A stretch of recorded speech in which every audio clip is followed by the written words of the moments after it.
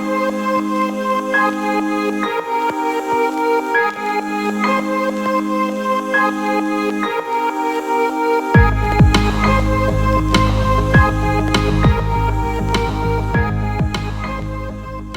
Suresh, it's so lovely to have you for Confab, a unique initiative started by My Big Brand Story to share the compelling narratives of various brands.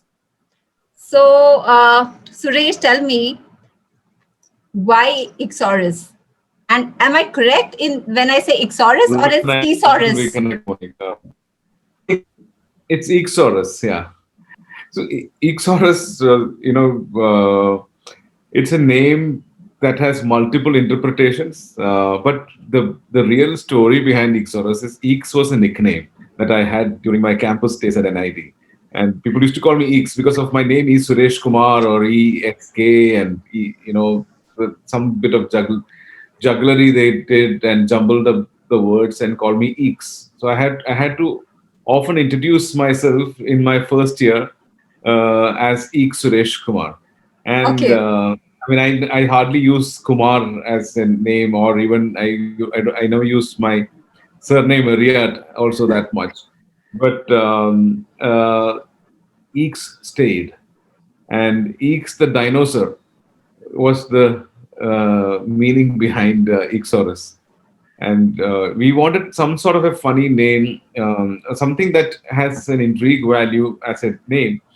And I remember it's something that my wife and my partner Nilima insisted that we should use that name Eeksaurus, and she had trademarked and she had already booked that name. And I said, but it won't be difficult for people to pronounce because in my office, my studio, half the people couldn't pronounce it. The people were saying Ikasaurus, many different interpretation. And Ixurus, many they just couldn't manage to pronounce it properly, or when somebody picks up the phone, it was so she said no, but as long as your work becomes known, people would learn to pronounce your brand name. So that is something that I think it's a big learning from her. Because people have very simple words as their company names, and Ixorus was not something like that. And I didn't want a company's name which is based on like my real name, like Suresh Studios and stuff like that, which was not making sense because there is a little bit of twist in the way we work, and somewhere that twist had to reflect in our name as well. Now, if you look at in the Hindi version, we eventually interpreted our team, Eeks Okay. or us, Eeks and us. So, in Oh, Hindi, if you interesting. use or, Eeks or us, it becomes the team that, me and my team. So, it has that sort of interpretation also, which is not something that we intended, but eventually people created that sort of a meaning, which is fine because it is the team that comes Right. first than me. So I'm sure your journey would have been a roller coaster journey. So what were the initial challenges that your brand faced and how you overcame all those challenges to establish Ixorus? While establishing Eeksaurus, see, we had a great pedigree of. I mean, our work was for 11 years. The time I started Famous House of Animation, and the kind of work that we produced there was good enough for me to just say that now I will be called Eeksaurus. So that was good enough. And plus, we said that now we are not just an animation company. We also work with other mediums. So that kind of opened up the canvas for us. The possibilities they became much more than what Famous House of Animation was limiting us with. Because Mm-hmm. somewhere, Famous House of Animation being part of Famous Studios, an entity that was giving a lot of services on rent and on hire, it kind of mixed up with that identity. Even though we kind of projected ourselves as a filmmaking company, and we made all the films for you, for Natraj also those days as an independent production house. But it was never we could break away from that limitation that okay, oh, this is a CG house, this is an animation house. But with Eeksaurus, we became a production house. A Hmm. production house with an animation studio. It became our identity. That which is a rare combination that no production houses have an animation studio attached to it. That's Hmm. because I love animation, and I am my base is animation and film design. So it kind of expanded the horizon for us. We started getting a lot more live action film inquiries, and people started associating us with design, which also is something that I couldn't connect earlier at Famous House of Animation. That we are primarily a design company which can think of design solutions for your problems and come up with different films which would suit your requirement, rather than offering you what we are just good at. We would go learn a skill or two to give you that sort of a product which will do justice to your brief. That And became our operation. So if it required live action plus animation, we'll go ahead and do it. If it requires is something that we have never done before, we would go ahead and learn and research and bring that value to your thing. We started collaborating with a lot of entities, which was not the case earlier. We tried to do everything ourselves. We had strengths within our studio at hmm. Famous. Here we started collaborating with the strengths, the stronger people. We now believed in reinventing the wheel again. We thought, if there is an expert in this sort of work, we work with them and bring that value also into this product. So the product became eventually much richer, and Yeah. because we are bringing the richness of so many other entities' experiences. So it was just not limited with my own core competencies. It just became the scale of productions became much larger, and our work became known like that. Setbacks were always there, when we um, I mean, like, which is very natural to businesses. But the real setbacks we faced while establishing Famous House of Animation, that was really before time, before animation was a known entity. We were working on films at that point of time. So those days were really much more struggling than Eeksaurus times. At Eeksaurus times, we struggled with certain times when we challenged ourselves. That those were the times that we kind of found it difficult. I mean, Tokri and other projects that we kept on the side on our back burners were actually things that we struggled with. I mean, like in the conventional corporate way, we had to struggle a lot to justify these projects. Yeah. So, do you think the way you have evolved, the brand has evolved, that has made it unique? Yes, it has. In a lot of way, many of the while we were doing most of the advertisement films, ad film production houses had a very different sort of growth curve. I mean, they are extremely. There's a different sort of growth I could sense in a majority of ad film production houses, which was not very inspiring to me, because a few of them actually went and dabbled into something bigger in Hmm. terms of making a feature film or content. Today, everyone is trying to do that because, of course, advertisement industry is in a lurch Yeah. today. True, true, true, But true. uh, earlier on, I was never kind of, because I never had an agency background.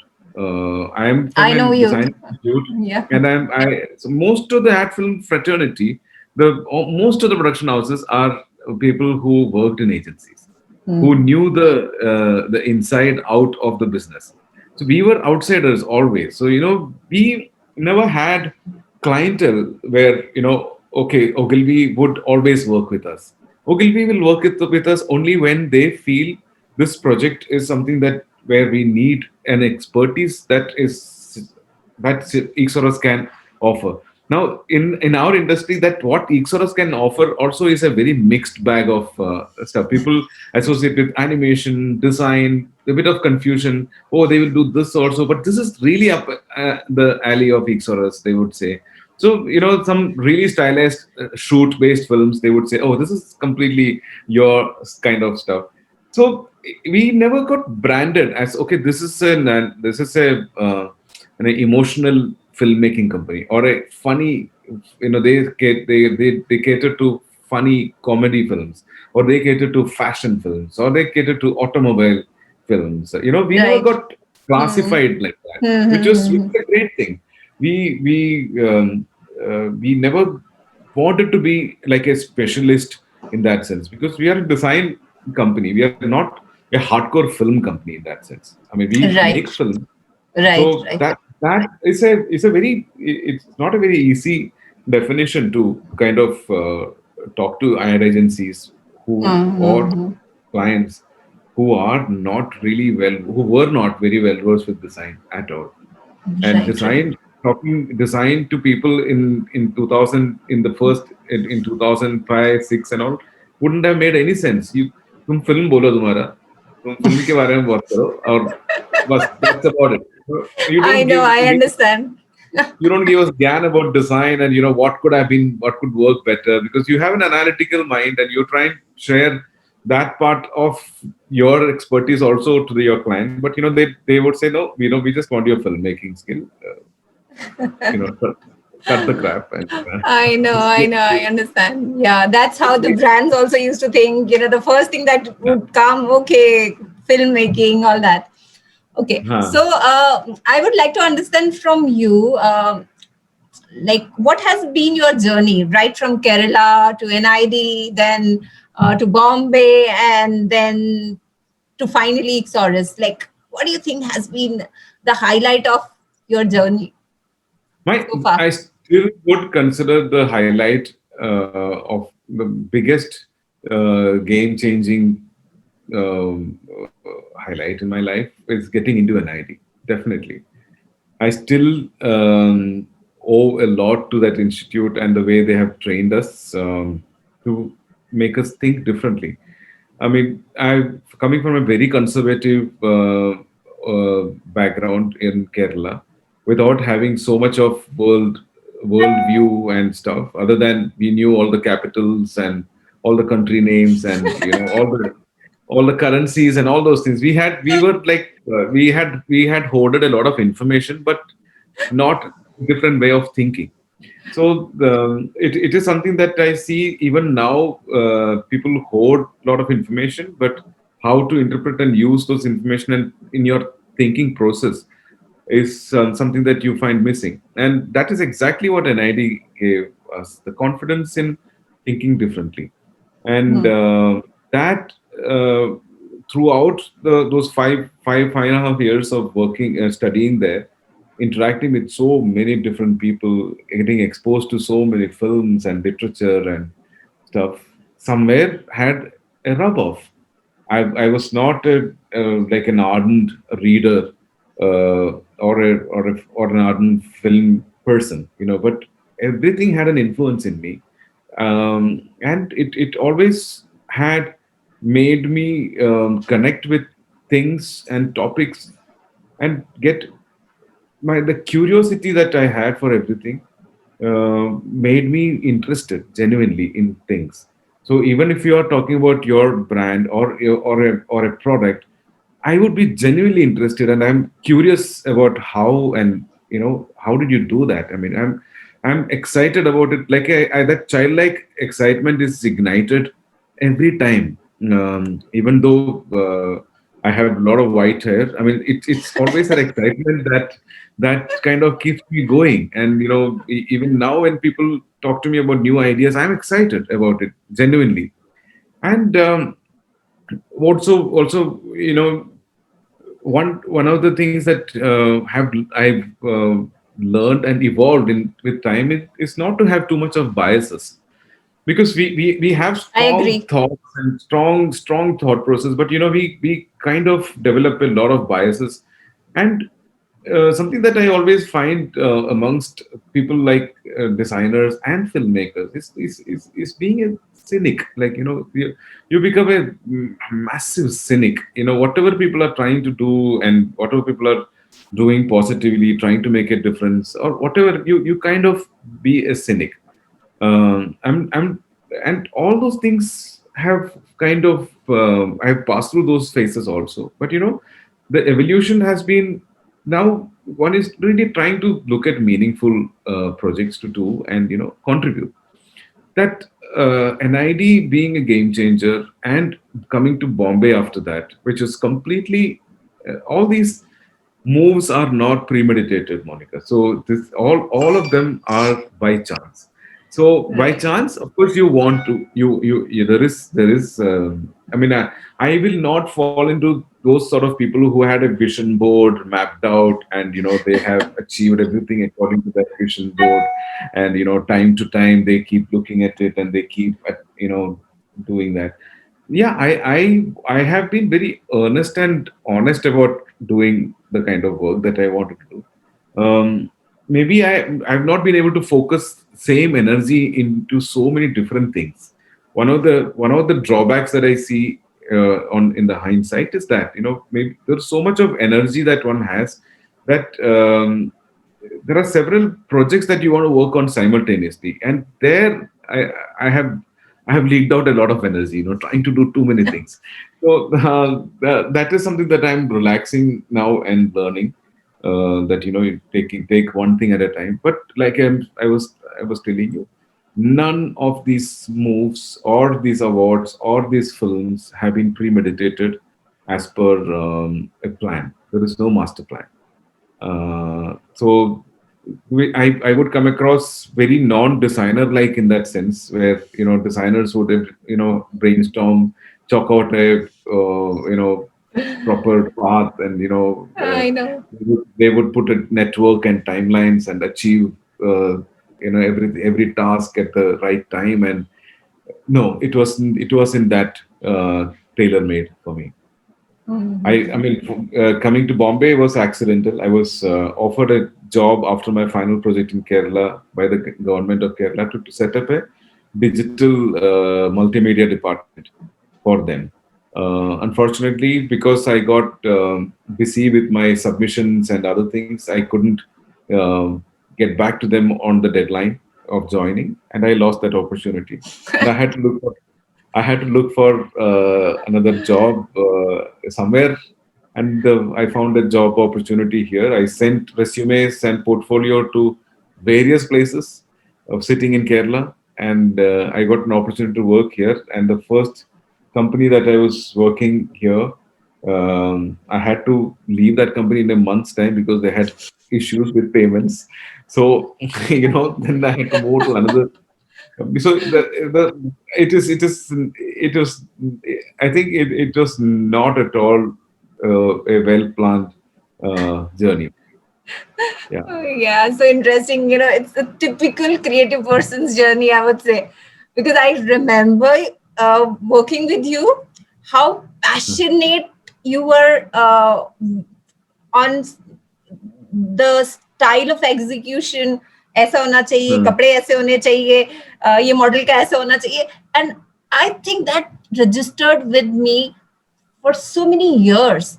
I have worked with so Right. many, Other directors also. yeah, I've worked with so Yeah. many animators or filmmakers. But I think your style, the originality, the passion that you bring to the table has stayed with me as a marketer.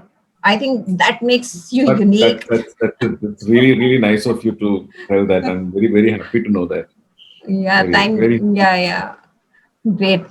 So, do you think you are a born animator or you have acquired this trait? No, the deal is I don't animate anymore.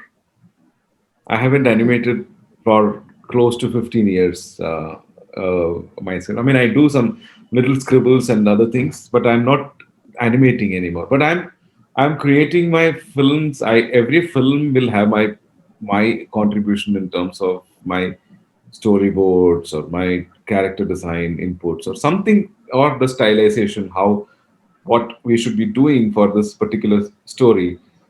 Every time it will have something that is very rooted or by my beliefs and my likings and my leanings. So I I never thought I would make films. I never thought I would do animation, because that's the last thing I wanted to do. When I came to know at NID that you have to do so much of work to create an animation film, because every frame has to be drawn and I painted, know. and so it takes, for a second of for animation it will take you 3 days to finish coloring and everything. During those times we had to actually manually paint everything. And so I was the last person who had opted for it, but it was the only I was the only student who was recommended animation in my batch by the jury. And today it is one of the most wanted career options. It's one of the I know. most wanted streams Was at sought NID, after. Yeah. because at those times nobody wanted to get into that. So I never thought I would become an animator. I had one thing I'm very, very happy, and I have huge gratitude to whoever and for is that what I'm doing today is an extension of my hobby. What I have extended and developed as a career today is an extension of my hobby. What I Which studied very was few are able to do it, right? Which very few. exactly. And I think this is something that I keep telling people, that you have to do what you'd love to do, and you may have to struggle a lot to get to that and start earning. But if you do what you love to do, there will never be a fatigue of doing what you love to do. So I have continuously done that, and I have always loved what I'm doing. And I have never felt when I'm working late into the night also that I'm working. I've never felt that if I had to shoot through the night sometimes, or sit through a music session through the night, I never felt, oh shit, this is so much hard work. That it never felt like that. I think Right. that is something that I have huge gratitude to whoever who could help me into getting into it. And that's something that I tell people also. I tell my people also sometimes when they get lethargic and stuff, that guys, you are doing this job because you love it. But some of them would do this as a job, and that's when the problem begins. Right, right, You right, know right. so I mean, I'm very, very fortunate like that. So I've never I had interest in drawing, music. I learned singing. In fact, I trained to become a professional singer I know that before I have getting I, into. I I have seen few of your past conversations where Huh. that was like surprise to me. Oh, Suresh does that as well. 7, 8 years, Monica, I learned Carnatic classical music in Kerala. I used to go for and used to sit in the front row for all the concerts with or whoever. I never used to miss any concerts. I used to love Carnatic music, and I wanted to get into that. When I got into NID, that took a backseat. And eventually, when I started making films, music plays a big role in our films, and especially in animation, sound and music plays Does more play than a more very than important role. 50% of the life. Yeah, Yes. it's more than Yeah. 50%. So that is one area I love to dwell into, and so I feel, and dealing with music directors, being with them, discussing music. I think I'm very truly blessed that I have. There are many directors who say that I'm tone deaf. The music directors को बोलता है कि जो करना है ये है मेरा reference, ये अच्छा लग रहा है, do it. I cannot imagine how directors can be tone deaf ever, because Mm. you have to have that sense of rhythm, music, melody, tonality, everything in you. I mean, I completely enjoy the process of filmmaking, and I think both these Yeah. faculties, having their interest in them very early in life, has made me love what I do, and that's something that I am very grateful about. Yeah. Wonderful. So every time when you win an award, and you have won many, so what shifts in you at a personal level as well as professional level? So personal level, it. doesn't affect me that much, to be really honest, Monica. It's very strange that I talk to my people in the meetings. Maybe I'm not a great leader.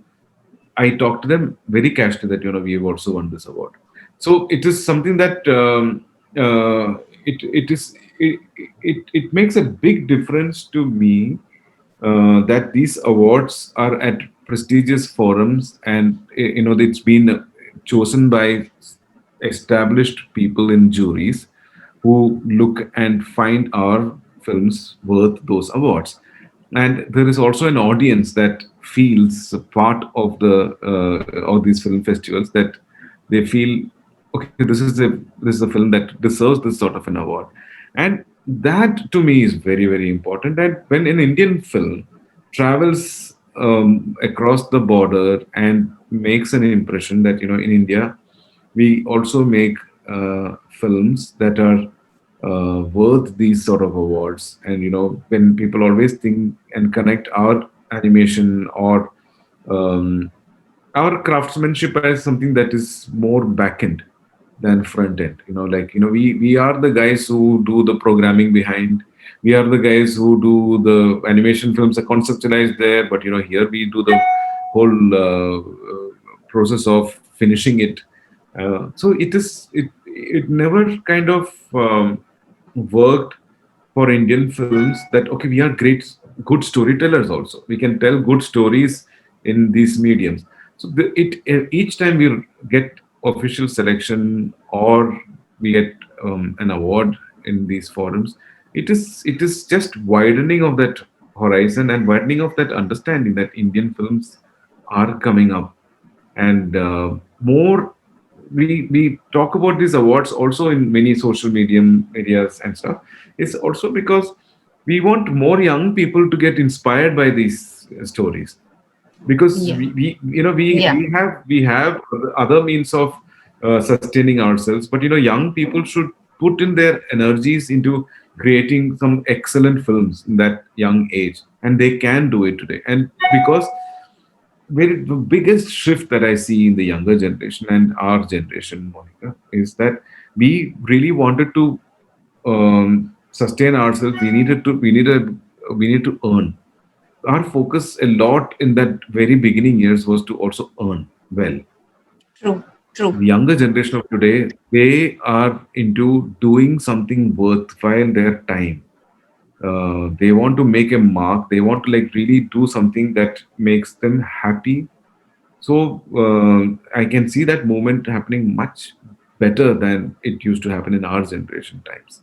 I agree. I So agree completely. Looking at my daughter, the yeah, kind of exposure she has and the right. way she expresses herself is so beautiful. I think, we were not so confident when we were We're not really confident. young. We were not even concerned.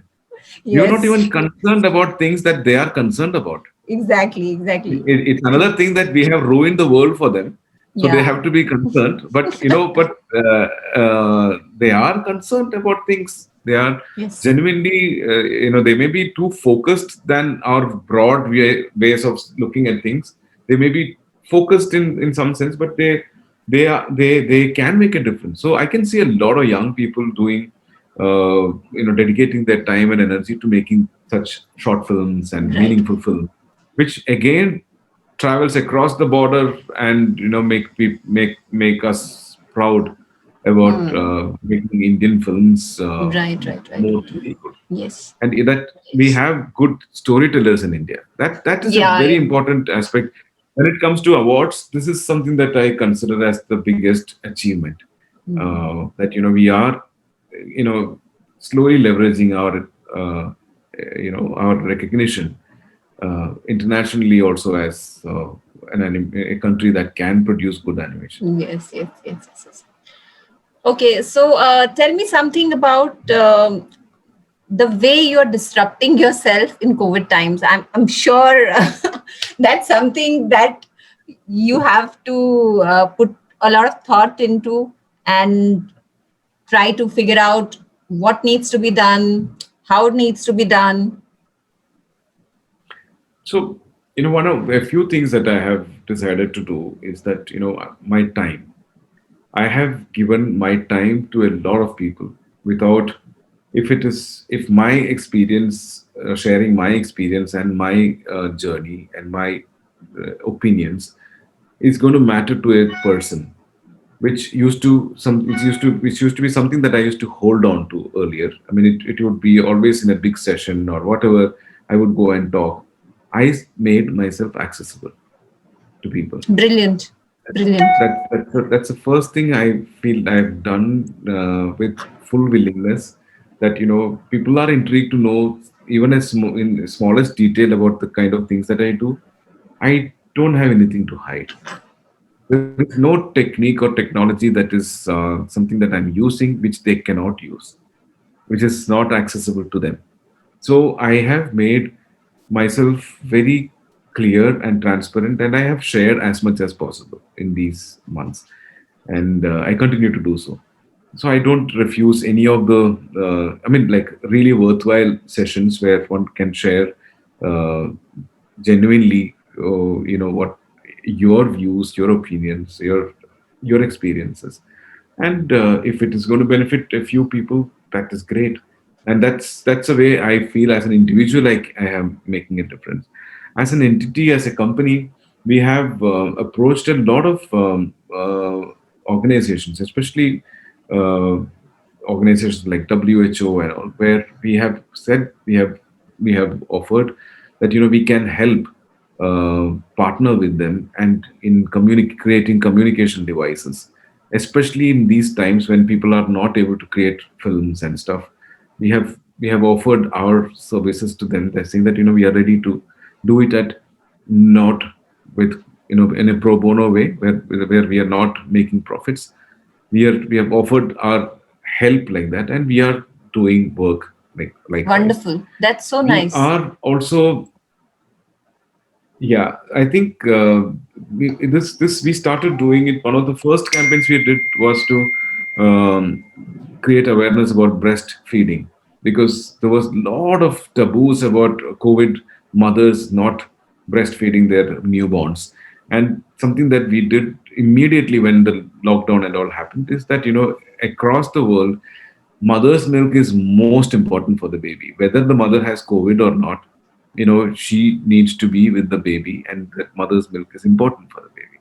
So we made that communication instantly, because there were Wonderful. so many problems. I mean, there are several other problems. There is so much of violence at homes because everyone is sitting at home. Women, children are victims of this violence at home, and we have to do things on that. So we are planning a lot of stuff. We are doing whatever we can with our resources, and that's something that I don't think we are disrupting innovation in a way, but we are getting to do good work, and we are quite happy that we are able to be contributing this way at these times of need.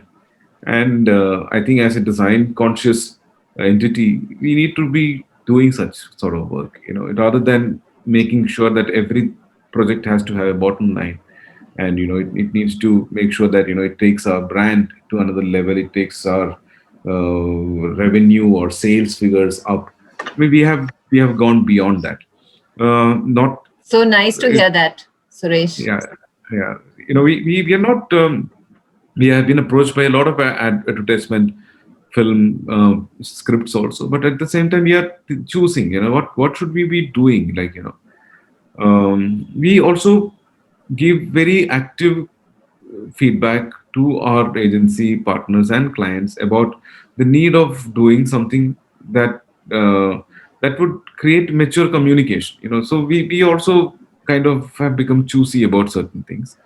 I mean, in today's times, it is not a very wise thing to be choosers, because there is hardly too many advertisement works that are floating around, which has Right. decent budget. Right. We are doing that. I think the other thing we are trying to also develop on the site is we are developing a lot of possible content, which can which can be disruptive, which can create interesting. I mean, through entertainment, it can also it can also kind of elevate the standards of animation and filmmaking in the country. So we are also working towards some of those sort of projects. Some of them have been really really spectacular uh, projects that we have worked on, which is not yet released, but yeah, this is something that we have invested our time and energy into. Very nice. So, next decade, not next decade, actually, this decade itself is going to be a decade of deep analytics, machine learning, and AI. So, how do you think this is going to disrupt your industry, or it is going to kind of change the way the entire filmmaking production houses are looking at? Um, Already, there is a big change that is happening in the advertising industry where earlier people used to focus on TV. Today, it has become digital. Like people Yes. are able to motivate an individual to bring a change. He can become a customer. So you can actually persuade somebody to do that, which is in the large scheme of things, it is pretty. Um, it's a humongous manipulation. Not that earlier also there was no when you are pushing a person to go and buy something or change a behavioral pattern, there was persuasion earlier also, but it was very precise. Now it is very very focused, and people are able to achieve a lot more um, results through this sort of a operation. So I don't know. Data can be used and misused. Um, if people start taking these indicators and not uh, become bots and create films. I mean, what were the beautiful thing about filmmaking is the human faculty of connecting things that the bots couldn't find out. Yeah. Today, when you're saying that Agreed. bots can actually see better, there were I kind of maybe a bit old school. I feel then where would you get the variety? Where would you get innovation? I think innovation should always be lying with the human mind and human that the randomness in the human thinking versus the meticulous order with which you have created bots to think in, is the randomness is very important for innovation, art, culture, creativity in general. So I don't think creativity would ever be replaced by any of these technologies. But while the creative individuals would need to be not so rigid about Right. Right. accepting different platforms, different modes of technology and stuff. But I think I would be very curiously watching, and I mean, like I told you, I'm very curious. So if new things are happening, I'm watching it with a lot of excitement. What is it going to become turn out? I mean, I've heard digital for last 10 years, and when people didn't know what they were talking about, to Exactly. now Right. now when they know what is hitting them, and especially in the advertisement agency situation where they never knew that it's going to hit like this earlier and so Yes. fast, Yeah. where none of them are actually prepared to change and with the times. So that is something that I think a lot of us would actually succumb to, because if our rigidity is coming in the way of changing, then it can be a problem. But as long as we believe that creativity is something that is human and that is only limited to human brain, I don't think people should be worried or be insecure about technology coming up. Yeah, Right. we are. If you think algorithms are creative,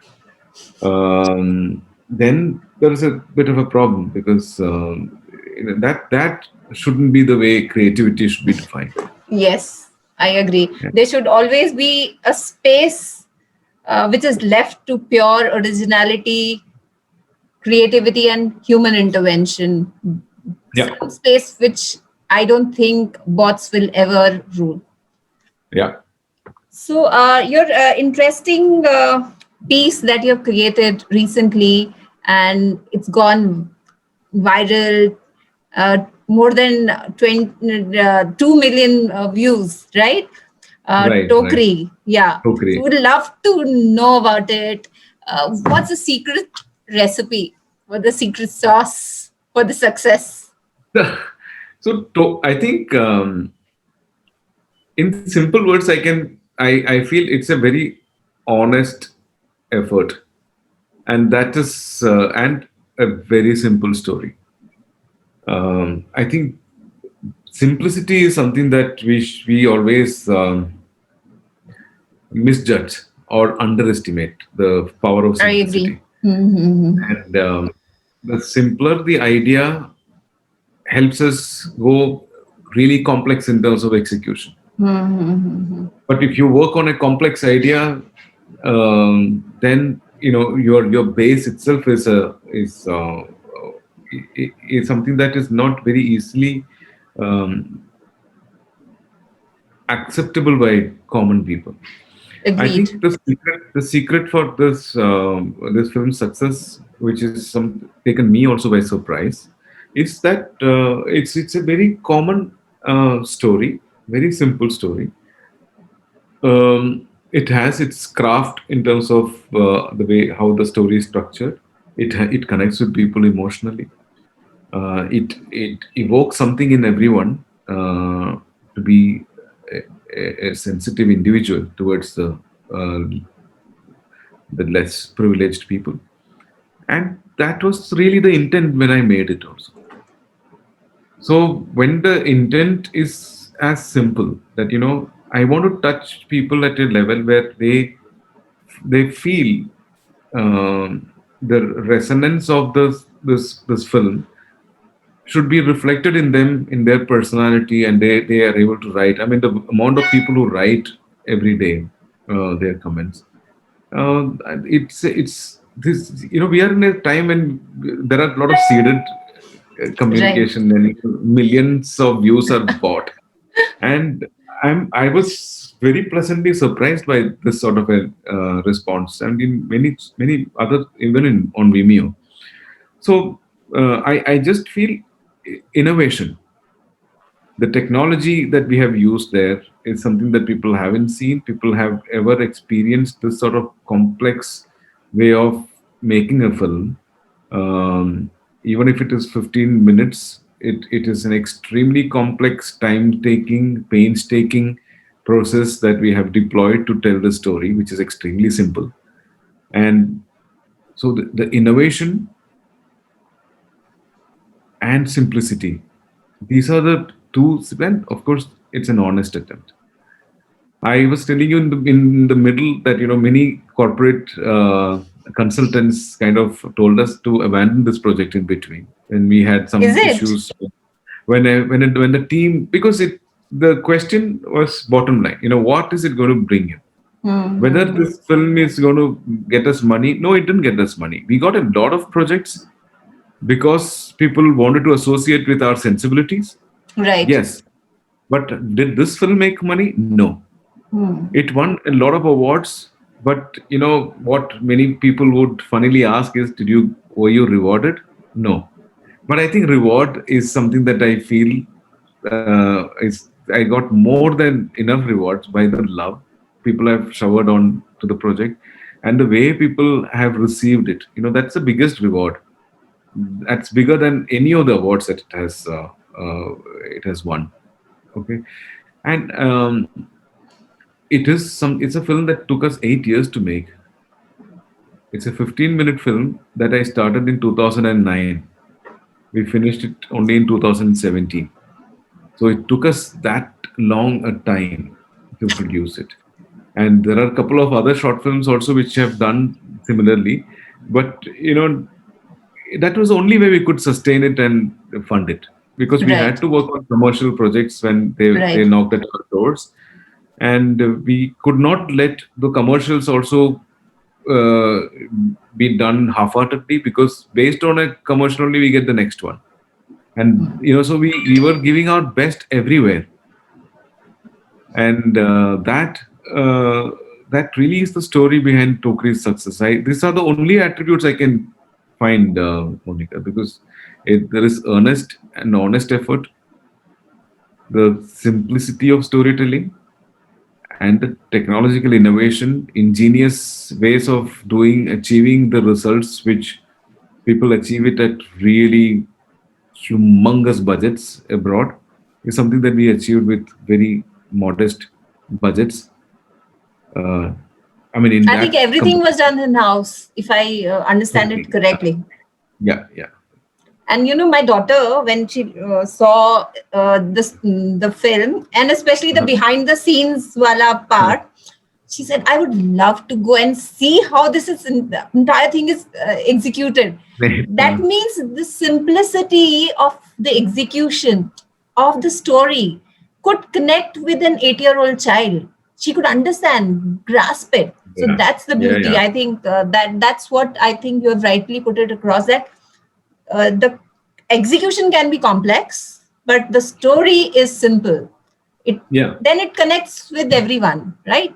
My Absolutely, absolutely. my in-laws also saw it, and they also Yeah, loved it. That means it could connect to different age groups. That's a right, right. brilliance. That's sheer brilliance. Yeah, Wonderful. I think one of the very amazing property of animation is that it becomes a timeless piece, which is you will not attribute to the current trends of fashion, cinematography, lighting, acting. All those things are passe. They all get dated. Yeah. They all human beings decay, right? I mean, we decay. I mean, if our souls are not within us, we decay in like 3 days. Yeah. Correct? We start decaying. Right. This is the property of human-made films with human beings. They also decay. There is, even if you watch masters' work, you may appreciate some mastery of their craft, but the film as it is may not be as impactful as in the current times, because the context has changed so much. But in the case of animation, it's not like that. We are working with dead objects. We are working with absolutely objects that have no life. We are True. breathing in life. We are Right. giving a part of us to those objects and Right. materials. So that is going to be. So we are actually giving them soul. So animation films always have the soul, which somehow in live action films it stays only for a. Hmm. It's got Hmm. a, yeah. If it's got a cat's life or a dog's life, Right. while Right. animation Right. films have an elephant's life. So Right. Right. Wonderful. So, Suresh, what would be your advice to the budding animators and entrepreneurs? entrepreneurs will be something else, but animators, I can tell them that it's a great time for them to innovate and tell stories. People are identifying with animation and animated films today. It was not the case when I started off 20 years ago. So that's the biggest positive in their side. They have access to all sort of technology, where sharing of their work is so much easier. Approaching someone to find interest is also easier in today's times, comparatively to what it used to be. So they just have to, I mean, they just have to go forth and go for the kill. I don't think there is anything that is stopping them anymore. I mean, except for them prioritizing that this is what I want to do. I Only thing I would suggest to entrepreneurs is that money is not the only thing. If your vision is to make money, it's the most short-sighted vision. I think your vision should be create what sort of value are you creating? That is what matters ultimately. What is that value that you're creating? Money is built on that. If your vision is to create more money, it's not a great vision. Thank you so much, Suresh, for having such a lovely conversation with us. I think we really loved having you for Confab. What a conversation it has been. you know, I could see the passion translating in this entire conversation. The day I've met you, I think you haven't changed. Your humility, your uh, conviction, your persona is still as fresh as I met you some years back. It's Thank you so it, much.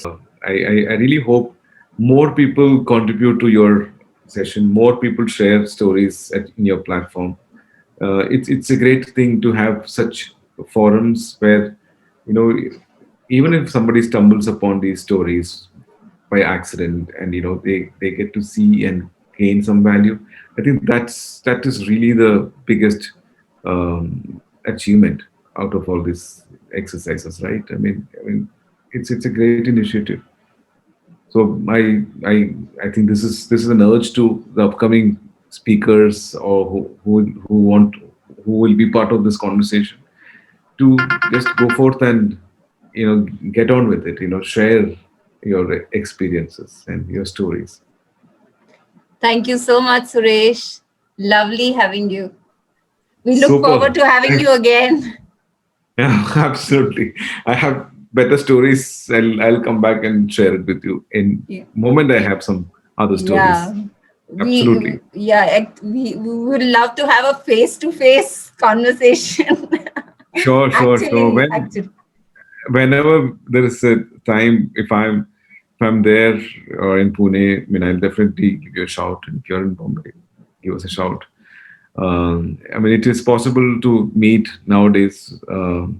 Yeah. I think soon things should be normal. Thank Yeah. you. Thank Thank you you. so Thank you. much. Thank Yeah. you.